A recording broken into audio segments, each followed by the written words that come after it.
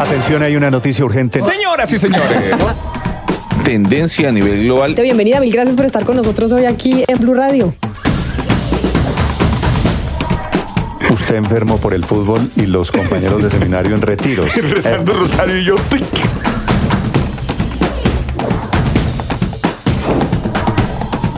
En noticia del momento urgente en Blue Radio.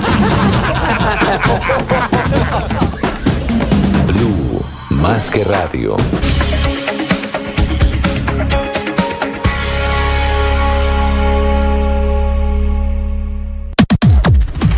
Las noticias del mediodía en Mañanas Blue. Al mediodía, como siempre, nos conectamos con el servicio informativo de Blue Radio para que usted esté enterado de lo que pasa en Colombia y en el mundo. Y mucha atención, porque la noticia hasta ahora tiene que ver con los venezolanos que están en territorio nacional. El gobierno está preparando una resolución con la que se va a volver a exigir pasaporte vigente a ciudadanos de origen venezolano para ingresar, transitar y permanecer en Colombia. La Cancillería acaba de explicar que esta decisión se toma porque Venezuela ya está reanudando sus servicios consulares con normalidad. Caterina Ávila. El gobierno tiene listo el borrador de la resolución con la que se volverá a exigir pasaporte vigente a ciudadanos venezolanos para ingresar, transitar y permanecer en Colombia. La Cancillería explica que esta decisión se toma porque Venezuela ya está reanudando sus servicios consulares con normalidad. Lo que hace este borrador, que está para comentarios, es que deroga la resolución 2231 del 9 de junio de 2021, que permitía que los ciudadanos venezolanos entraran al país con un pasaporte hasta 10 años vencido, porque los consulados no estaban operando para ese momento. Esto de alguna forma endurecería los requisitos para la permanencia de venezolanos en el país. 12 del día, 2 minutos, y el presidente del Congreso habló en las últimas horas en la ciudad de Neiva y lanzó nuevo ataque al presidente Gustavo Petro, y le respondió otra vez la idea del presidente sobre un bloqueo institucional y un golpe blando. Don Andrés Carmona, ¿qué dijo exactamente el doctor Iván Name? Así es, Loban, muy buenas tardes. Lo hizo en medio del debate o del foro de regiones autonómicas que se ha llevado a cabo en varias ciudades del país, en este momento en la ciudad de Neiva, en el departamento del Huila. Dice el presidente del Congreso, Iván Name, que no acepta los llamados de golpe blando o de bloqueo institucional que ha hecho el presidente de la República y sectores del pacto histórico, ya que hay que tener cuidado con esas referencias por la historia de violencia del país. Escuchemos. Presidente Petro, él en su palacio y nosotros en nuestro Capitolio. Se lo pregunto por lo del golpe blando, presidente. Yo no entiendo qué es el golpe blando. Yo además no acepto golpes, ni los prohijo de allá para acá ni de aquí para allá. Hablar de golpes es irrespetuoso, inconveniente, irresponsable. Dice el senador Name que frente a la reforma pensional está seguro en que la Cámara de Representantes va a lograr hacer ajustes necesarios al proyecto, ya que esa es la sabiduría del Congreso al ser un Congreso bicameral. Adicionalmente, frente al acuerdo entre el gobierno y las EPS, el presidente Name señaló que celebra que se esté dialogando y que se estén llegando a concesiones, pero que esto debía ser desde hace mucho tiempo y no haber perdido tiempo con la fallida reforma que se archivó en la Comisión Séptima del Senado. Pero sigamos hablando de la pensional y del Congreso de la República, porque desde diferentes sectores políticos están asegurando que el Partido Liberal hizo el oso, como se dice coloquialmente, después de que el presidente Gustavo Petro le pidiera a la Cámara de Representantes en su alocución presidencial aumentar el umbral con el que se cotizaría en Colpensiones, desconociendo el acuerdo logrado en esa colectividad, pero en Senado, que fue de 2.3 salarios mínimos. Carolina Otero.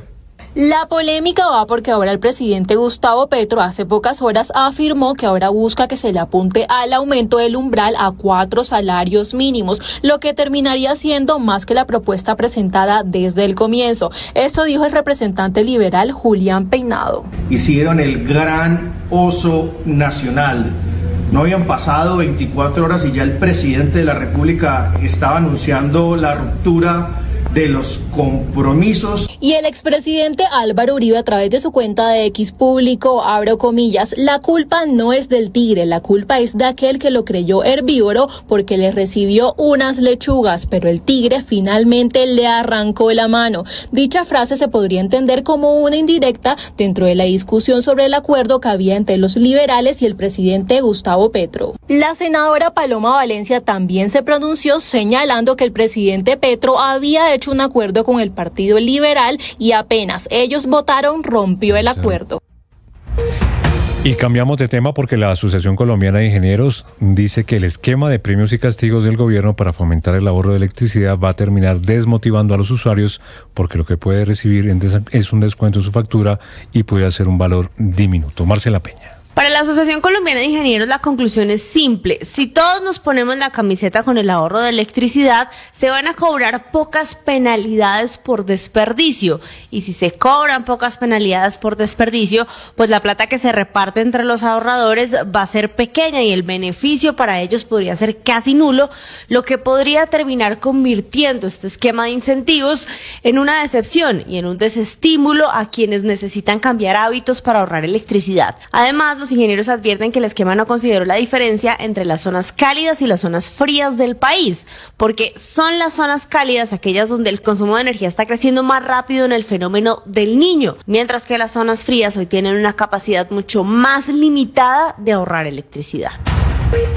Gracias, Marcela. Y el presidente de la Corte Constitucional dice que Carlos Hernán Rodríguez sí está habilitado y podría ser electo como Contralor General nuevamente si así lo decide el Congreso de la República. La novela de la Contraloría y de los acuerdos políticos frente a las reformas. Sergio Barbosa. Sí, señora Camila, mire, yo la saludo desde la Corte Constitucional, en donde el presidente de este alto tribunal le pide al Congreso de la República que agilice el proceso para elaborar la lista de elegibles para convertirse en Contralor General de la República. Recordemos que ayer la Corte ordenó rehacer la elección del Contralor e incluso dice que Carlos Hernán Rodríguez sigue habilitado para ser electo como Contralor. Escuchemos. Luego el Congreso debería tomarse en serio esta cuestión y cuanto más rápido sea mucho mejor y en general el análisis de la sola medida, nada de eso, todo eso está hecho y por eso hemos dejado aparte ese proceso, o sea, lo que resta pues digamos es menos. Por supuesto que está el doctor Rodríguez está en la lista de los habilitados y por lo tanto podría eventualmente ser electo si así fuera la voluntad del honorable Congreso de la Camila, además el presidente de la Corte Constitucional dice que espera que pueda notificar al Congreso de la República en un mes y que se comprometen a respetar los tiempos. Escuchemos. La Corte debe ser complicado, pero digamos que esta sentencia, como es de consenso, seguramente encontrará muchísimos menos problemas en su redacción por parte de los magistrados, no obstante que sufrió variaciones sustantivas. ¿Cuál es el compromiso de la Corte? Por eso le digo al Congreso, la mayor brevedad posible. Este magistrado también hizo énfasis en que la lista de elegibles para Contralor General debe conformarse por 5 hombres y 5 mujeres, protegiendo la paridad de género, y que el periodo para este cargo seguirá hasta el año 2026, Camila. 12 del día, 8 minutos, y en un hotel de Bogotá fue capturado alias El Rey, un peligroso narcotraficante panameño que enviaba toneladas de cocaína a Europa, Estados Unidos y también a Centroamérica. Juan Esteban Quintero. Así es, en una operación coordinada entre la Fiscalía y las autoridades panameñas fue capturado Reinaldo Pérez Palacio, conocido como alias Rey, en un hotel en la localidad de Chapinero. La investigación reveló que Pérez Palacio dirigía una organización dedicada al camuflaje de droga en contenedores, vehículos de carga y aviones. Se presume que sus viajes frecuentes a Dubái y otros destinos servían para establecer conexiones para el tráfico transnacional de estupefacientes que salían desde Panamá a países europeos y a los Estados Unidos. Tras su captura, Pérez Palacio fue transportado al búnker de la Fiscalía. Esta operación hace parte de una serie de trabajos que vienen haciendo las autoridades panameñas, denominadas como la Operación Éxodo y Ballena, que resultaron en la detención de 51 personas y la confiscación de armas, vehículos de lujo y una suma considerable de dinero en efectivo. Y hay consternación en la clínica de la policía de Barranquilla después de la revelación que se hizo en medio de una audiencia en la que se evidenció que una mujer presentó un diploma falso de médico, lo que no le impidió firmar 7 contratos durante los últimos años para prestar sus servicios en la institución. Vanessa Saldarriaga. Por inverosímil que parezca, una mujer estuvo trabajando durante 3 años en la clínica regional de la policía en el Atlántico con un diploma falso. En medio de sus funciones no solo atendió pacientes, sino que también recetó medicamentos y hasta firmó actas de defunción durante la pandemia del COVID-19. La falsa profesional, quien fue identificada como Mayra Alejandra Zapata, fue capturada este fin de semana en Cartagena, ciudad en la que estaba residiendo, luego de que no hubiese vuelto a su puesto de trabajo desde mediados de 2023, cuando inició una auditoría ordenada por la Dirección de Sanidad de la Policía, en la que detectaron que no estaba bien todo con su documento. Zapata habría ingresado a funciones como médica durante la pandemia, donde empezó a trabajar en el área de urgencias y en la atención de citas virtuales, sin despertar las sospechas sobre su titulación. Sin embargo, a partir de esta auditoría se detectó que además una psicóloga y 2 funcionarias más del área de salud tampoco contaban con los suficientes estudios para estar ocupando dichos cargos. Y vamos ahora al departamento de Antioquia, porque las lluvias siguen generando emergencias en esta zona del país. En 4 localidades del Urabá ya se habla de 1.500 familias afectadas. Héctor David Santamaría. Momentos de pánico vivieron algunos habitantes del municipio de Urrao por los altos niveles del río que lleva el mismo nombre y que produjo una avenida torrencial que trajo consigo elementos como piedras y palos, amenazando algunas estructuras cercanas a su ribera. El reporte entregado a Blue Radio lo hizo el alcalde de Urrao, Nilson Barrera. Por ahora no hay reporte de víctimas, habían unas personas reportadas como desaparecidas, pero 3 personas pues ya los bomberos pues las ubicaron. Hay que recordar que los municipios del Urabá, especialmente en Carepa, Turbo, Chigoró y Apartado, ya son 1.500 las familias afectadas por la lluvia. Las zonas fueron visitadas en las últimas horas por parte de una comisión en cabeza del DAGRAN. Gracias, Héctor David. Y ahora nos vamos para el departamento del Meta, porque 3 menores de edad fueron recuperados en esa región mientras viajaban en un vehículo desde el Cauca hacia el departamento de Guaviare en un aparente caso de reclutamiento a menores por parte de grupos ilegales. Carlos Andrés Pérez. El hecho se habría registrado ayer en horas de la madrugada en un puesto de control en la vía al llano, cuando la policía de carreteras del Meta interceptó un vehículo y allí viajaban el conductor y 3 menores de edad. Al parecer viajaban desde el departamento del Cauca y tenían como destino el departamento del Guaviare. Al respecto, el coronel Norman Andrés Gómez, comandante de la policía del departamento. Bueno, eso fue en un puesto de control, el peaje de Pipiral, el día 24 de abril, en horas de la noche. Personal de seccional de tránsito y transporte hace el par de este vehículo. Son 3 menores de edad con un sujeto mayor de edad.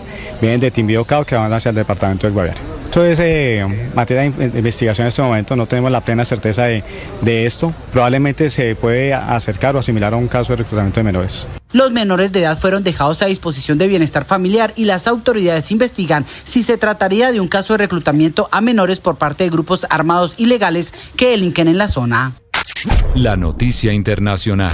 En el mundo, el más alto tribunal de Nueva York, el de apelaciones, anuló la condena por violación impuesta a Harvey Weinstein en el 2020, al considerar que el juez del histórico juicio del movimiento que dio inicio a la Me Too perjudicó al exproductor de Hollywood con decisiones inapropiadas, incluida la de permitir que las mujeres testificaran sobre acusaciones que no formaban parte del caso. Con estos precedentes, el Tribunal de Apelaciones del Estado ordenó un nuevo juicio, reabriendo así un doloroso capítulo en Estados Unidos, con la mala conducta sexual y la impunidad de figuras poderosas de todo tipo: directores, actores, políticos, productores de cine y de televisión, y también de millonarios, como el pedófilo Jeffrey Epstein, cuyo suicidio en una cárcel de Manhattan impidió que fuera juzgado por tráfico y abuso de menores. Harvey Weinstein, de 72 años, cumple actualmente una sentencia de 23 años en una prisión de Nueva York, tras ser condenado por practicar por la fuerza sexo oral a un asistente de producción de televisión en el 2006 y por violación en tercer grado en un ataque a una aspirante actriz en el 2013. Seguirá en prisión porque en el 2022 fue declarado culpable en Los Ángeles de otra violación y condenado a otros 16 años de cárcel. La noticia deportiva. La noticia deportiva llega desde Suiza porque hoy culminó la tercera etapa del Tour de Romandía, donde hay presencia colombiana. Hoy, en una etapa de media montaña y con un tramo de 171 kilómetros, Egan Bernal fue el mejor de los colombianos con un tiempo de 4 horas y 3 minutos que lo ubicó en la 14ª casilla de la etapa. La buena actuación del corredor de Ineos Grenadiers le permitió escalar posiciones en la tabla general, llegando a la posición 18 de la carrera a 35 segundos del líder. Los otros colombianos de buenas presentaciones en competencia son Iván Sosa Mendoza, quien está en la posición 29 de la general, y Harold Tejada, quien está a 53 segundos del líder. Mañana se correrá la cuarta etapa, la cual iniciará a las 7 de la mañana, hora Colombia. Las principales tendencias en redes sociales. A esta hora es tendencia en redes sociales la lechona, ya que se clasificó en el primer lugar de un nuevo ranking de los platos típicos con cerdo más ricos del mundo. El ranking fue realizado por Taste Atlas, un sitio web especializado en buscar y clasificar las mejores comidas del todo el mundo. En el segundo lugar se encuentran las carnitas, un plato típico de México, y seguido del pernil en Puerto Rico. Conozca todos los detalles en bluradio.com.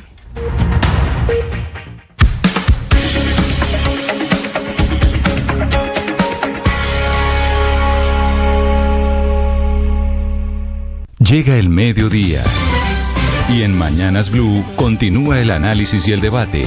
Dirige Camila Zuluaga.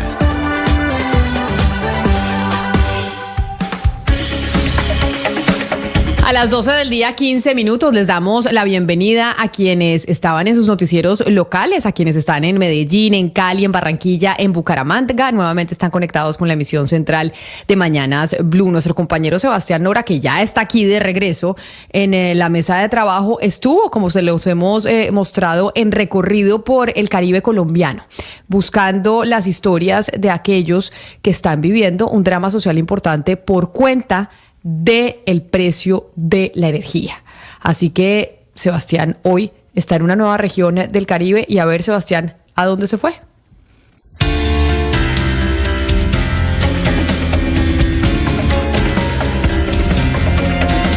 Si ha habido un departamento castigado por los estragos del fenómeno del Niño y la escalada de los precios de la luz, ha sido el Magdalena. La sequía dejó secos por varios meses a los municipios del sur del departamento y los que están junto al río Magdalena. El 54% de su población es pobre y el 49% que vive en pobreza energética tiene que ser abastecida con el caro e ineficiente modelo de carro tanques. La naturaleza dotó al departamento de unos recursos hídricos formidables. Varios grandes ríos bañan su topografía y la política tradicional, como también la llamada alternativa, ha sido incapaz de construir acueductos, ni siquiera en su capital, Santa Marta. La sequía ha disparado más la factura de luz que aire le manda a los amarios. ¿Pero qué tiene que ver la falta de agua con el precio de la luz? Me lo explicó bien José David Vargas, veedor y líder del barrio Rodrigo de Bastidas de Santa Marta. El mes pasado me llegó en 456.640 pesos. ¿Vive solo con quién? Yo vivo apenas solo con mi mamá, mis 2 hermanas y mi persona. El de este mes, 572.210 pesos.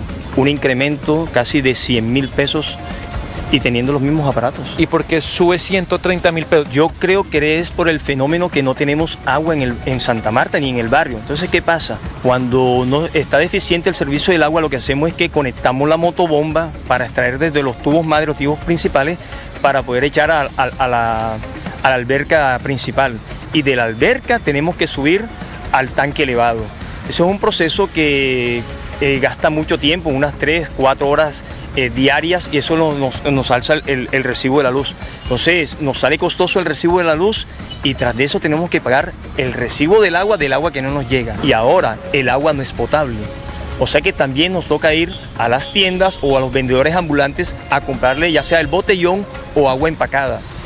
Estamos pagando el recibo de la luz carísimo porque se nos incrementa. Estamos pagando el recibo del agua y estamos pagando en la tienda o a los vendedores el agua que tenemos que comprar para consumir.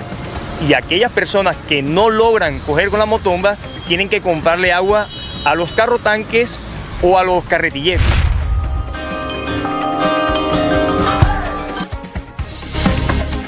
Y le pedí a José David que me llevara a su casa en Rodrigo de Bastidas para que me mostrara cómo están consiguiendo el agua que la ciudad no les da. Debe sacar una motobomba de su casa, conectarla en uno de los cables de la cuadra para poder prenderla y así succionar con la boca a ver si hay agua en uno de los canales de la calle. Este es del tubo principal. Ahí nos estamos pegando del tubo de la cuadra. El tubo de la cuadra, sí, del tubo madre de la cuadra. Entonces pongo mi motobomba acá y entonces conecto aquí a la corriente. Comienza entonces el sufrimiento. Para saber si hay agua o no, hay que succionarla o chuparla, como dicen por ahí. Ahí está probando si hay agua o no. ¿Sí hay? Parece que no hay agua en este momento. Pero en ese orden de ideas, cuando está el agua, lo que hago es que embono este tubo acá con una pega y yo tengo mangueras aéreas.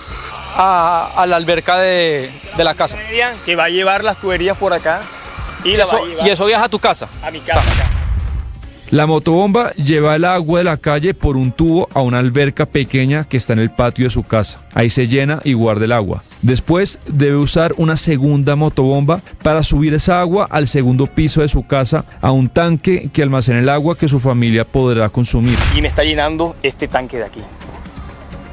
Este ya es solamente de uso de su casa y no de la cuadra. No, este ya es de uso de aquí dentro del hogar. Y ya esto está, la tubería interna de la casa está conectada. Está conectada acá. Entonces aquí sale el riego de acá, interno para mi casa. Es la única forma que yo puedo tener agua en las llaves. Toda la cuadra saca su motobomba y todo el mundo tiene que coger enseguida y turnándolo. El primero que se conecta dura 2 o 3 horas, después llega el vecino.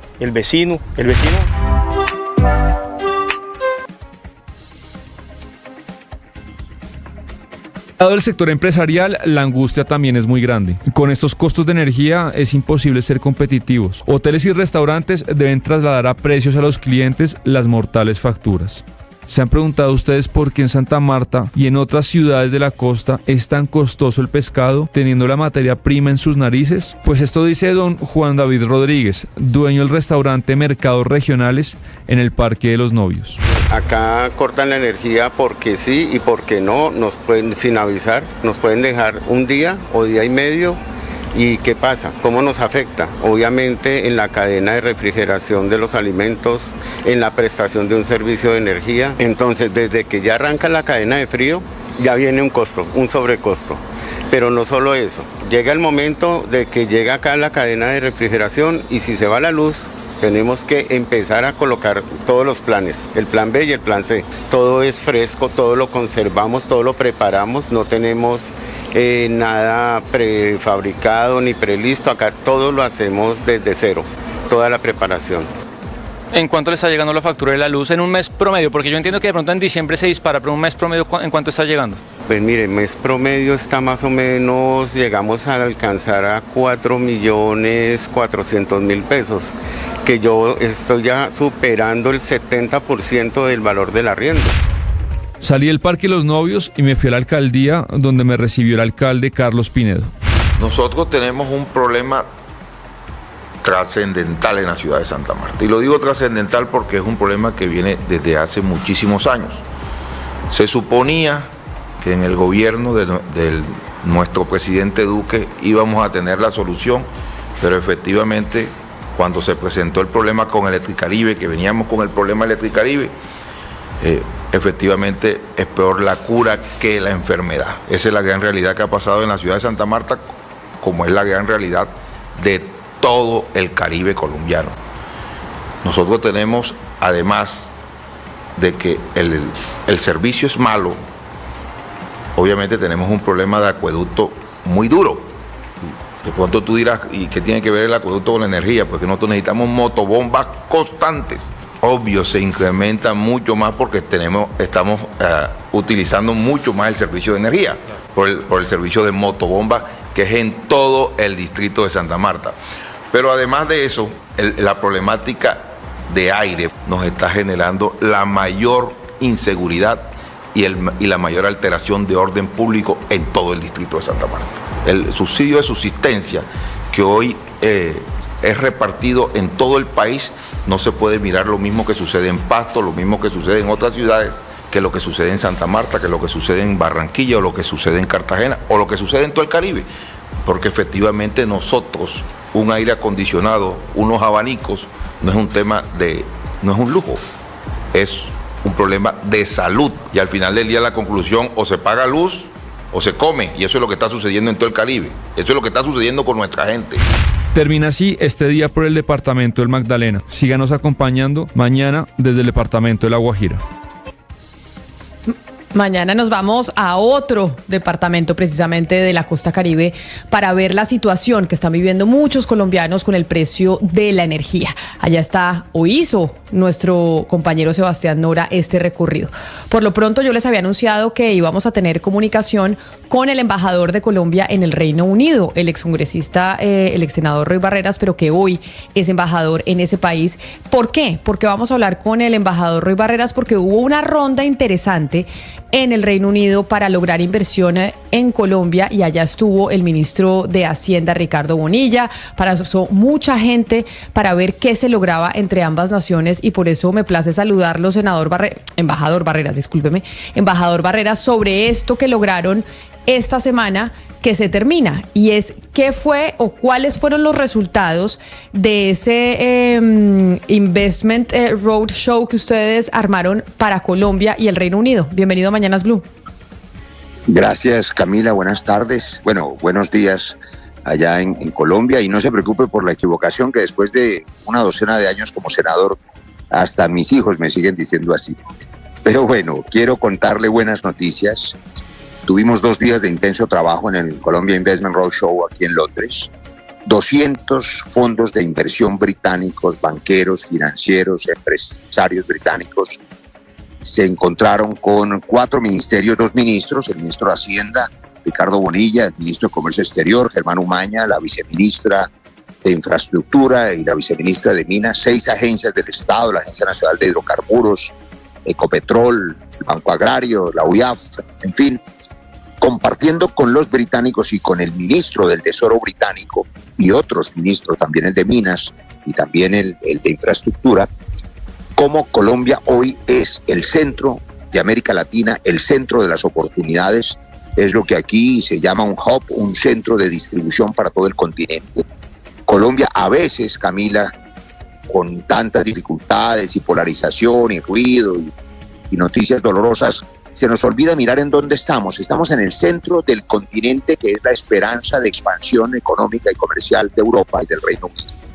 Europa tiene dificultades, Asia crece, China llega con fuerza y muy rápido a América, y es el momento de que el interés de los británicos particularmente permita darle cierre financiero a proyectos que presentamos en 3 áreas: energías alternativas, transición energética, infraestructura fundamentalmente férrea y turismo ambiental. Se firmaron en estos 2 días 2 convenios entre el Ministerio de Infraestructura y de Transporte colombiano y el Reino Unido a propósito de la creación de una agencia, que es la Agencia de Desarrollo Estratégico Férreo de Colombia, con transferencia tecnológica de Cross Railway International, que es la agencia gubernamental británica experta en desarrollo de trenes. El tren está despegando en Colombia y va a despegar más ahora con esta transferencia tecnológica. Y se firmó también un convenio con el ministro de Minas británico de Energía, se llama aquí, y la viceministra de Minas y Energía nuestra, a propósito del plan estratégico para la transición energética, que implica acciones también en 3 áreas: la generación de energía. Tienen una gran experiencia en el Reino Unido, fundamentalmente al norte, en Escocia, en Aberdeen, en energía eólica, y esa transferencia tecnológica y esos recursos están dispuestos a llegar a Colombia. Luego, la transformación vehicular, la movilidad eléctrica, vehículos empezando quizá en planes piloto con taxis, por ejemplo, que permitan que dejen de usar combustibles fósiles para usar vehículos eléctricos, y las electrolineras, las estaciones o sitios de carga para que esos vehículos, incluyendo los vehículos de transporte de alimento, camiones de 10 toneladas o menos, que pueden ser eléctricos y son funcionales en nuestras carreteras. Adicionalmente, para hacer un resumen muy apretado, los gobernantes locales que se interesaron presentaron proyectos. Bogotá presentó varios proyectos de expansión, tanto en los temas de trenes de cercanías como en los temas ambientales. También Cali presentó proyectos que tienen que ver con un parque ambiental en Farallones, con nuevos centros de distribución de agua potable que requieren inversiones macro, y el tren de cercanías. El departamento del Valle presentó un proyecto, por ejemplo, de hacer un acuario del Pacífico en Buenaventura, que suscitó interés. La ministra de Infraestructura hizo énfasis, y también el ministro de Comercio, en la posibilidad de la comunicación interoceánica férrea entre Cupica y Urabá, que no es una utopía, Aquí en el Reino Unido, hace 30 años exactamente, Camila, 1994, inauguraron un tren debajo del océano para comunicar Inglaterra con Francia. 30 años después, en el siglo XXI, por supuesto que la ingeniería moderna es capaz de ofrecerle al comercio marítimo mundial una comunicación interoceánica. Dígame. Embajador, en ese rol suyo nuevo, si se puede decir, hablando con inversionistas, con fondos, con bancos, ¿qué observaciones o, no sé si entre comillas, críticas ha oído de cosas que puede mejorar el país para ser mucho más competitivo y atractivo? No sé, condiciones laborales, los impuestos sobre las empresas, la seguridad jurídica. ¿Qué ha oído que podemos y debemos mejorar como país para ser más atractivo para ese tipo de empresas? No, fundamental esa pregunta, porque de eso se trató, digamos, la mitad de la reunión. Primero déjeme decirle que la meta para atraer inversión extranjera directa del Reino Unido la estima el ministro de Hacienda en $10.000 millones. Seguramente el país necesita 8 veces más, 70, 80 mil millones de dólares para desarrollar todos estos proyectos que tienen también, y ya voy a contestarle su pregunta, un mensaje muy claro. Cuando el gobierno colombiano, sus cabezas económicas y sus cabezas energéticas, porque vinieron los gremios también, vino la presidenta de Naturgas, vino el presidente de la Asociación Colombiana de Petróleos, Tamper, vino también la Asociación de Hidrógeno Verde, en fin, cuando el aparato productivo colombiano y económico viene al Reino Unido y establece condiciones para hacer alianzas público-privadas, es claramente un mensaje de seguridad jurídica, como lo dijeron nuestros ministros, estabilidad contractual para que la inversión extranjera llegue en condiciones seguras. Y allí viene su pregunta. Entonces, se discutió en sesiones el segundo día, en reuniones bilaterales, sobre las distintas inquietudes de los fondos de inversión sobre lo que usted menciona. Cuáles son las condiciones posibles de largo plazo, las tasas de interés, la seguridad jurídica, las licencias ambientales. Es un tema que preocupa mucho a cualquier proyecto de desarrollo, en la medida en que si se adjudica un proyecto y luego la licencia ambiental lo niega, pues el proyecto se siniestra y lo que termina es convertido en un problema jurídico. Entonces allí hay, digamos, establecidos 2 mecanismos técnicos que ya mencioné. Este plan estratégico de acción para la transición energética, que empieza ya a funcionar como un aparato técnico, y esta oficina estratégica para el desarrollo férreo, que empieza ya con recursos de la Financiera de Desarrollo por 2.000 millones de pesos para empezar a resolver los obstáculos técnicos que siempre hay en cualquier país en desarrollo, y siempre hay, sobre todo en áreas que son innovación, como por ejemplo en la energía alternativa. Y déjeme mencionar, no puedo dejarlo por fuera porque hubo mucho interés en los minerales estratégicos. Colombia tiene, lo revisamos en este fin de semana, reservas de cobre similares a las del Perú y quizá iguales a las de Chile, que provee a ese país su principal fuente de ingresos. No están exploradas y no hay transición energética sin cobre, porque sin cobre no hay cables, ni hay carros eléctricos. Hay interés en desarrollar minas de cobre en Córdoba, en Chocó, en distintos lugares, y por supuesto ese asunto de los minerales estratégicos también objeto de interés por parte de los fondos de inversión británicos. Embajador, en este programa le hemos hecho un seguimiento juicioso a ese proyecto Devuelve el Tren, que busca pues traer de nuevo las vías férreas al país, y precisamente se aprobó, como usted lo decía, la creación de esa oficina de proyectos férreos. Primero, ¿cómo va a funcionar? ¿Va a haber un asesoramiento del gobierno británico? Y según le entendí más temprano, ¿va también a haber un asesoramiento con ese tren complementario al Canal de Panamá? Claro, entonces esa oficina en todos los proyectos, incluyendo este que es el más ambicioso, no para Colombia, sino para el comercio marítimo mundial. Ustedes saben que hay una crisis por cuenta del cambio climático que ha advertido en todos los tonos el presidente Gustavo Petro, pero que es una realidad ya innegable. El lago Gatún tiene niveles tan bajos que está impidiendo el tránsito de los buques por el Canal de Panamá. El gobierno panameño inclusive está pensando en hacer un propio tren para ofrecer esa solución. El comercio marítimo necesita un canal interoceánico. De no ser así, los buques tendrían que dar la vuelta por Groenlandia, lo que implica un problema político con Rusia. Entonces Colombia tiene la solución. Esa oficina va a asesorar ese y otros proyectos férreos que se necesitan en el país. Yo le decía ayer al ministro de Transporte británico y también al ministro del Tesoro que el Reino Unido ha ofrecido hasta ahora asesorar en buenas prácticas, calidad y transferencia tecnológica a estos desarrollos, pero que importa que también se decidan con empresas colombianas, con empresas mixtas, con asociación con ingeniería colombiana a desarrollar los proyectos.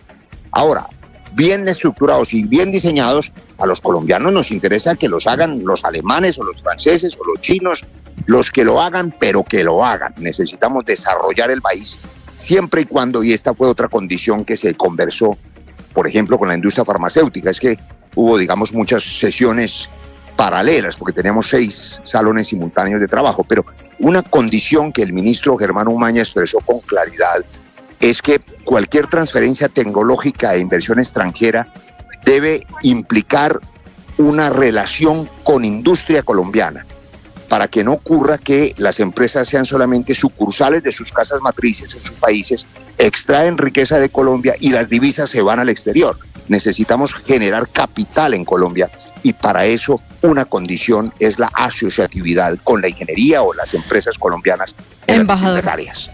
Usted ha hablado de la necesidad, de que Colombia puede tener tanto cobre como Chile, lo cual me parece muy noticioso, pero claro, entre los minerales priorizados a finales del año pasado por el gobierno para la transición energética, si bien figura el cobre, usted está hablando de unas zonas que son muy sensibles en lo ambiental y también socialmente. Entonces la pregunta es, ¿de qué condiciones están ustedes hablando en estas conversaciones para que esa eventual explotación, además de hacerse conjuntamente con una empresa nacional y otra extranjera, pues atienda las complejidades ambientales y sociales de las zonas donde están esos minerales?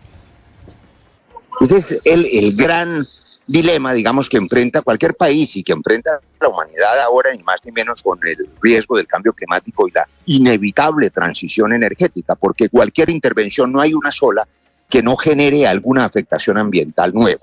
Por ejemplo, estuvimos discutiendo la necesidad del uso del gas para ofrecerle al Pacífico colombiano fuentes de gas vía regasificadora o vía poliductos, pero el gas no es inane, tiene mucha menos contaminación, pero también la tiene. Sin embargo, sin el gas las térmicas no estarían prendidas y no hubiese podido, digamos, aplacarse el riesgo de un racionamiento eléctrico en Colombia. Entonces, lo mismo ocurre con las vías férreas, donde usted va a poner postes o cimientos o traviesas, por supuesto, hay algún nivel de afectación ambiental, ni qué decir de la minería, pero son los técnicos los que tienen que evaluar de qué manera puede explotarse con unas condiciones ambientales aceptables esos minerales, no solo para que permitan la transición energética, necesitamos dejar de calentar el planeta, sino que permitan que se elabore la movilidad eléctrica, que se desarrolle la tecnología, porque sin esos minerales no se puede hacer. Y para no ser ingenuos, si nosotros no los sacamos, pues Chile y Perú sí lo sacan y proveen al mercado mundial lo que necesitan y Colombia se queda sin las divisas.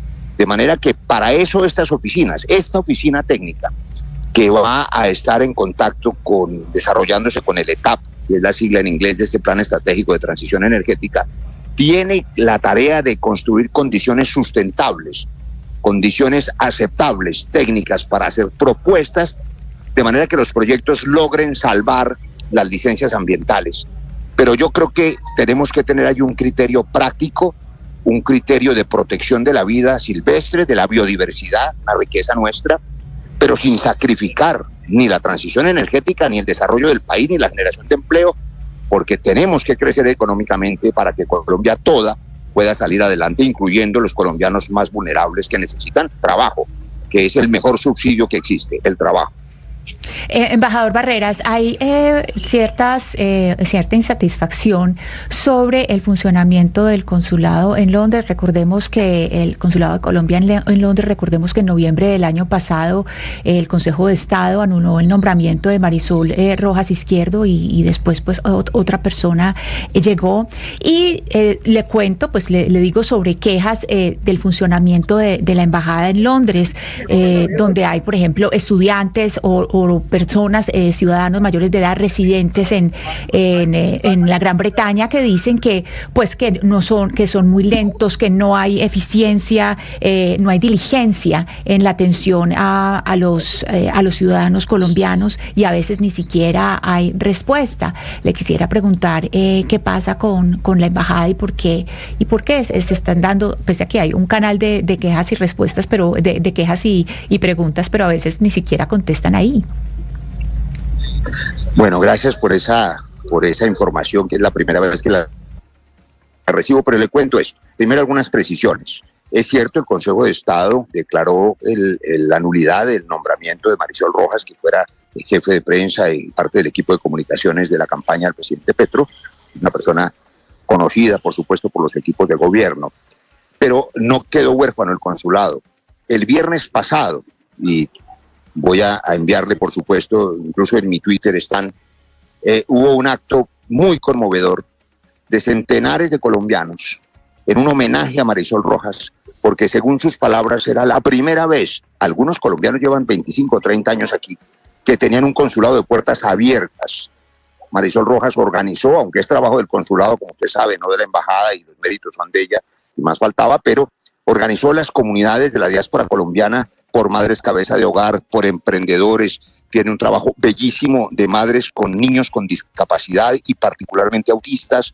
Tiene un trabajo especial en las cárceles, tiene un trabajo especial con los colombianos exiliados. Es decir, las personas que se lamentaban por el hecho de que ella tuviera que irse nos demostraron que había hecho realmente un gran trabajo. Sin duda, siempre habrá quejas. Ahora por el interno, por supuesto, si me ayuda a suministrarme los datos de la persona o las personas que tienen esas dificultades, pues trataremos de atenderlas, pero desde la semana anterior, que terminó por mandato del Consejo de Estado la función de ella, la Cancillería, por supuesto, encargó a un funcionario de carrera, un cónsul encargado que está atendiendo en los horarios que le corresponden, mientras llega la persona que el Gobierno Nacional, la Cancillería, decida nombrar en propiedad. Oyéndolo responder esa pregunta de mi compañera Ana Cristina, solo me queda preguntarle una cosa, embajador Barreras. ¿Usted está contento como embajador? ¿Está contento en este nuevo rol? Camila, no me haga esas preguntas. No me haga esas preguntas. Pues lo digo porque hemos estado tantos años acostumbrados a tener comunicaciones como político, que ahora que lo oigo responder del consulado, de la embajada, de la inversión, digo, oiga, ¿sí estará contento Roy Barreras allá en el Reino Unido? Yo estoy contento trabajando.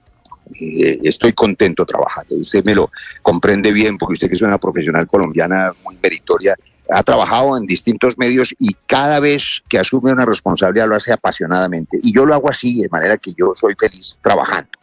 Pero le digo que el resto de la pregunta, que merece otro tipo de respuesta, se la quedo debiendo, porque, por supuesto, las decisiones sobre dónde le sirve uno al país en las circunstancias en que ahora yo estoy dependen del señor presidente de la República, por supuesto, no dependen de mí. Yo nunca fui empleado público, nunca fui funcionario, nunca me nombraron de nada. Es la primera vez por esta circunstancia de mi salida de la presidencia del Congreso. Y aquí estoy haciendo esta tarea, y donde pueda servirle al país, el presidente sabe que he estado siempre dispuesto a ayudarle en lo que él considere pertinente. Y aquí estoy, él quiere que yo ayude aquí, y aquí estoy. Claro, y precisamente quería preguntarle sobre algo que tiene que ver con su rol, pero también con la política colombiana, porque ayer el presidente Gustavo Petro hacía referencia a un trino y una carta que publicó el presidente español Pedro Sánchez sobre que se iba a dedicar a pensar durante 5 días si renunciaba o no renunciaba, porque sentía un ataque mediático y un ataque de la justicia hacia su esposa.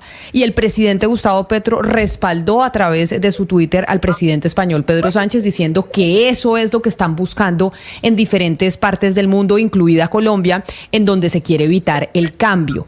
Ese tipo de discursos del presidente Petro, embajador Barreras, ¿qué recepción tienen, por ejemplo, en el Reino Unido y entre los propios inversionistas con los que ustedes tuvieron una ronda esta semana? Sabe, Camila, que Colombia tiene una fortaleza que nosotros no apreciamos.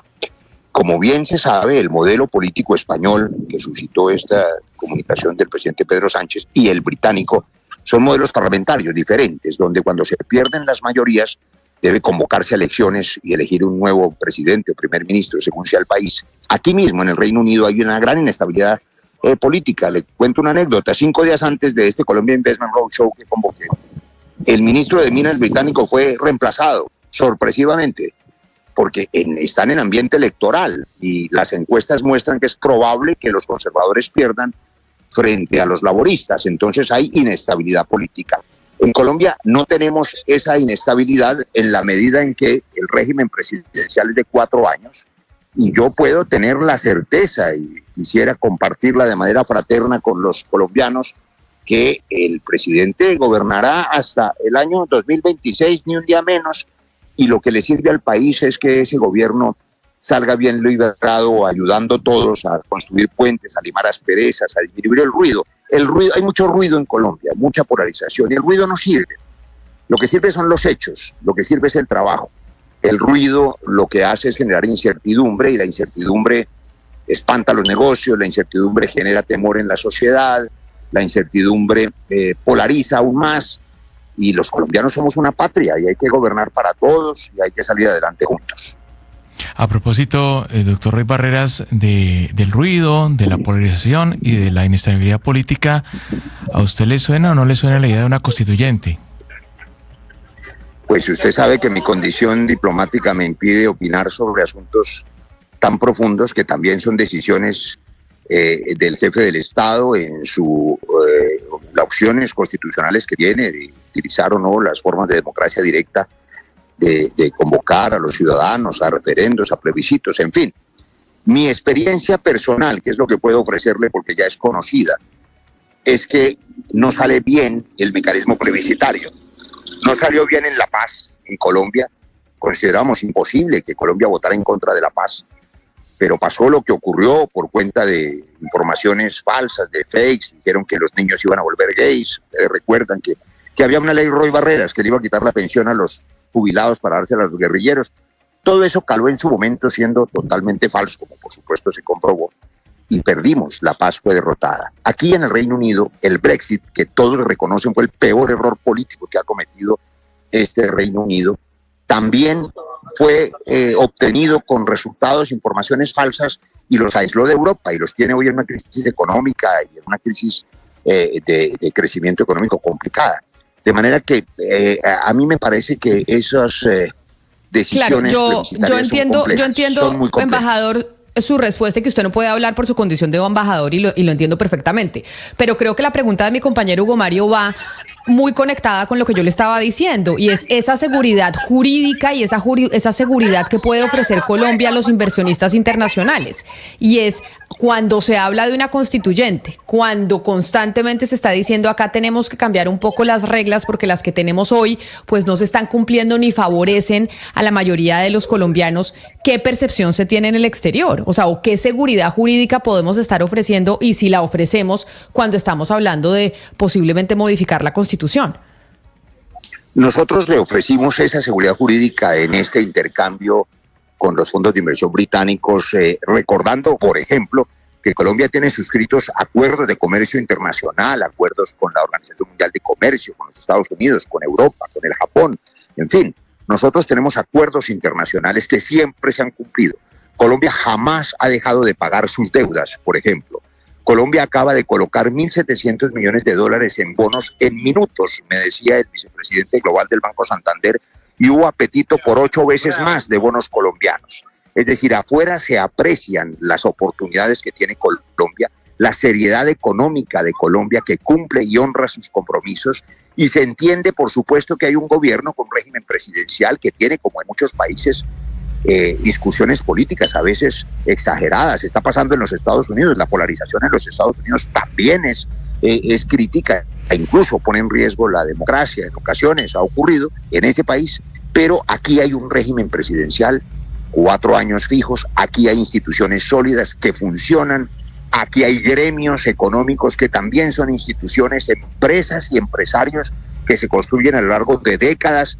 Aquí hay una base laboral, unos trabajadores, un campesinado que es apreciado en el mundo. Los colombianos somos grandes trabajadores y lo saben en el mundo. También las oportunidades para Colombia. Esta mañana, terminado ya el Colombia Investment Road, tuve una reunión con estudiantes que he conocido en la London School of Economics y que pues son muchachos llenos de potencial, absolutamente fascinantes, estudiando maestrías y que van a terminar haciendo doctorados. Hay un potencial enorme en Colombia, en nuestro capital humano, de manera que Colombia está en el momento de las oportunidades. Y déjenme decirles esto, que no es exceso de entusiasmo, es quizá el amor por la patria de cuando uno está lejos, pero es una realidad, yo soy objetivo. Hoy el mundo necesita energía alternativa. Colombia tiene, por ejemplo, en La Guajira, la mejor combinación del mundo en aire y sol. Colombia tiene agua, 2 océanos, ríos de los más caudalosos del mundo, páramos, fábricas de agua, primero o segundo lugar en biodiversidad en el mundo, no solamente en pájaros, en orquídeas, en mariposas, en especies que además se convierten en bioeconomía. Los paisajes colombianos, el año pasado, Camila y compañeros allá en la mesa, 50.000 británicos viajaron como turistas a Colombia, duplicando el número, y fueron y volvieron felices y promocionan a Colombia. Embajador. Y no fueron solamente a Cartagena, fueron a la Colombia profunda, a Caño Cristales, fueron a Leticia. La gente afuera ama a Colombia y es el momento de atraer inversión extranjera a Colombia.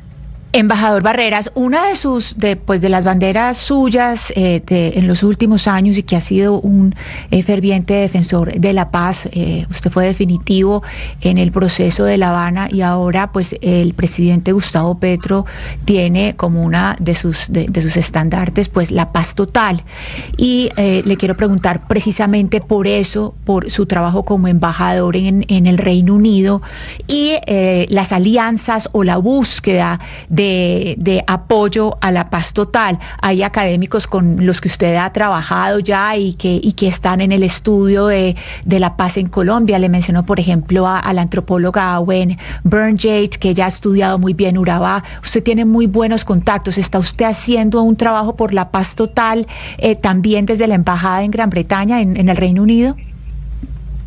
Fue la primera tarea y le agradezco mucho esa pregunta que asumimos al otro día de llegar. Estuvimos muy temprano el año pasado en Belfast, yo llevo aquí apenas 7 meses, estuvimos revisando el acuerdo de Viernes Santo, organizamos un evento en el que pudimos comparar las condiciones del acuerdo de paz colombiano. Y fíjese otra cosa, es que a veces uno no se da cuenta de lo que tiene en la casa. Yo lo digo en los términos más coloquiales. Uno a veces, por ejemplo, se acostumbra a la belleza y le parece que es normal lo que ve todos los días, el amanecer, pero cuando alguien es ciego y pierde la visión o no puede caminar, se da cuenta de lo bello que era salir a caminar a ver el amanecer, o lo bella que es su esposa, o lo encantador que es su marido cuando se reniega todos los días o se les olvida decirle por las mañanas te quiero. Eso nos pasa con Colombia, se nos olvida decirle a Colombia te quiero. El acuerdo de paz en Colombia es valorado como el mejor acuerdo de paz que se ha firmado en el mundo.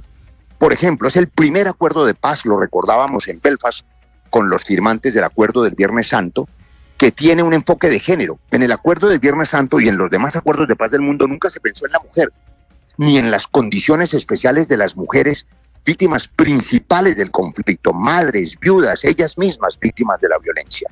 Ese enfoque de género o la justicia transicional, tan cuestionada por estos días adentro de Colombia y tan valorada afuera como un mecanismo en que los combatientes dejan las armas y se someten a un tribunal voluntariamente para decir la verdad y recuperar a las víctimas. Como nosotros creamos ese modelo, a mí me emociona. Por ejemplo, tuvimos una reunión y vamos a tener otra. Están invitados los firmantes del acuerdo de paz del ELN. Yo conversé con el senador Iván Cepeda, con la directora de esa mesa de negociación, la jefa de negociación Vera Grave, para que vengan a Belfast a contarnos y a contarle a la comunidad británica que es penholder del acuerdo de paz. Es decir, son los notarios del acuerdo de paz de Colombia. El Reino Unido tiene ese papel que es trascendental en el Consejo de Seguridad de Naciones Unidas para mantener, como lo tenemos hoy, el apoyo a los procesos de paz en Colombia. Y que nos cuenten y nos expliquen, nosotros lo conocemos, cosas maravillosas como por ejemplo la unidad de búsqueda de personas desaparecidas. Eso no existe en el mundo. Nosotros estamos devolviéndole a las familias la verdad sobre sus hijos perdidos, desaparecidos, sus esposos, y logran darle cristiana sepultura cuando aparecen, y son miles los que se han encontrado. Eso no hubiera ocurrido sin el acuerdo de paz. Ojalá quienes persisten en la violencia hoy en Colombia comprendan que es posible la reconciliación, que no le teman a la verdad, ni ningún sector le tema a la verdad, y se animen a ayudarnos a construir la paz, que es el propósito del presidente Gustavo Petro, el primero que anunció en su campaña.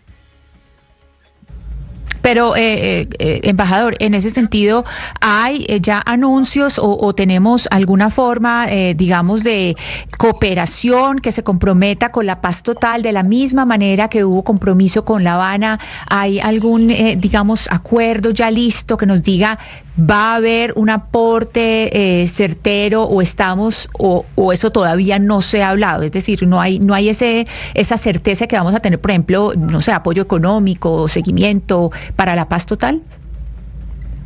No, lo hay y se mantiene, y por supuesto los pormenores de ese manejo los tiene, ni más faltaba el alto comisionado para la paz, Uti Patiño, quien seguramente dará la información. Yo le cuento lo que tiene que ver con nuestra gestión en el Reino Unido, y ahora en mayo, como les participé ahora, tenemos prevista una visita, 2 visitas que son complementarias. Fíjese usted, el Reino Unido se ha interesado, por supuesto, en la seguridad en Colombia.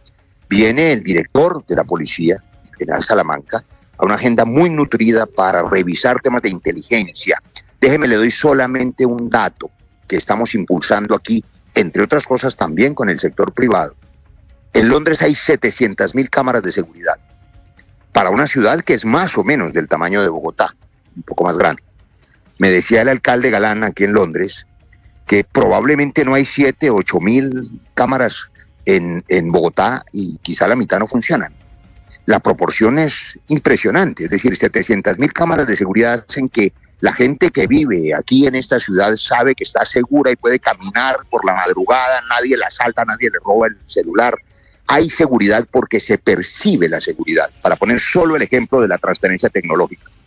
Eso es posible en Colombia, es posible si se adecuan las normas y el equipamiento urbanístico para conectar las cámaras con la policía y con paneles de control. El general Salamanca viene a eso y a otros asuntos que tienen que ver con la lucha contra las organizaciones criminales y el narcotráfico. Entonces, vamos a hacer 2 cosas en esta semana: seguridad con el general Salamanca y paz en Belfast con nuestros negocios. Pero mire, embajador Barreras. En Irlanda están listos a recibirlos. Embajador Señor Barreras, yo escuchándolo a usted, yo creo que contrario a lo que le había comentado Camila, yo creo que usted está amañado en Londres como embajador y está muy empoderado ahí con ese cargo. Pero mire, le quiero preguntar por algo, embajador Barreras. A usted su nombre siempre suena cuando se habla de cambios en el gabinete. A usted le queda pendiente una tarea que es como ministro del Interior, por ejemplo. ¿Ese cargo no le apetece? No.